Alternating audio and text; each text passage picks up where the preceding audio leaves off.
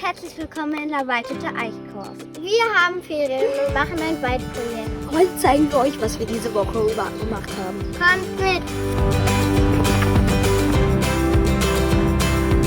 Und wie viele Kinder machen bei dem Waldprojekt mit? 19 Kinder. Wir haben diese Woche Tipis gebaut. Und was hat euch am meisten Spaß gemacht? Die Waldgalerie, und mir hat eigentlich alles Spaß gemacht. Die Brücke zu bauen. Wir hatten eine Idee, haben das gemacht und dann hatten wir, weiß nicht, nach 5 Minuten wieder Wege. Wir mussten Waldbilder machen. Mit Waldmaterial. Ich habe ein Waldboot gebaut und wir haben ein Gedicht geschrieben. Ja. Über Tiere. Ja.